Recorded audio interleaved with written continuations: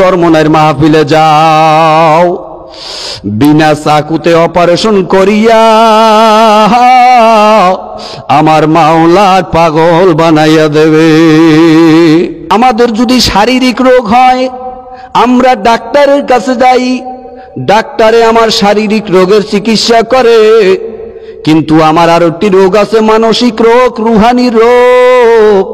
এই রোগের চিকিৎসা কিন্তু কোনো ডাক্তারে করতে পারবে না, ঠিক কি না? এই রোগের চিকিৎসা যদি নিতে চাও অবশ্যই একজন হক্কানি আল্লাহওয়ালার হাতে তোমার হাত দেওয়া লাগবে। চরমনার মরহুম কুতুবুল আলম সৈয়দ ফজলুল করিম রহমাতুল্লাহ আলাইহি ওই চরমনার জমিনে ঘুমাইয়া রইছে। যাও, যাইয়া দেখো কোন স্বর্ণ হীরা মাণিক্য দিয়া তার দেয়াল করা লাগে নাই, ইট পাথর দিয়া দেয়াল করা লাগে না।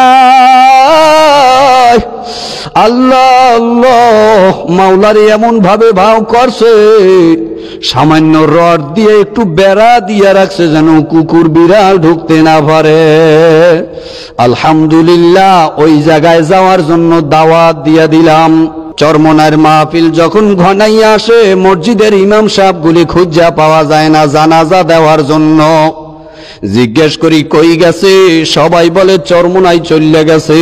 কাকা লঞ্চ ঘাট জিকিরে জিকিরে মুখরিত হইয়া যায়। আহারে, লঞ্চের ভিতরে মাওলা পাকের জিকির শুরু হইয়া যায়, রাস্তার ভিতরে গাড়িগুলার ভিতরে মাওলা পাকের জিকির শুরু হইয়া যায়। সব জায়গায় জিকির আর জিকির, আমার মাওলা পাকের জিকির। জিকিরে জিকিরে চরমনার ময়দানটাও প্রকম্পিত হইয়া যায়। এরকম একটা জায়গা যাইয়া দেখেন একবার। আমি চ্যালেঞ্জ করে বলছি, আরো 5 জায়গায় তো আপনারা গেছেন, একবার একটু যান, যদি পরিবর্তন না হয় তা আপনার কোনো দিন আর যাওয়া লাগবে না। ও বাবা, মুরিদ হওয়া দরকার না,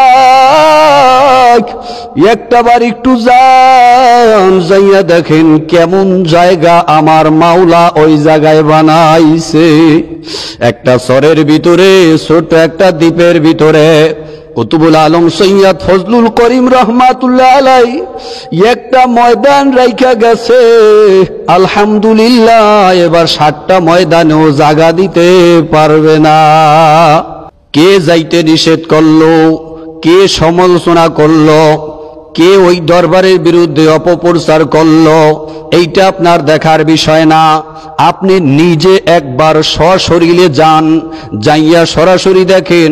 যদি ওই জায়গায় কোনো ভুল আপনি পান তাহলে যাওয়া বন্ধ করিয়া দিবেন, কারো অপপ্রচারে কান দিবেন না, নিজে একটু সরাসরি যান।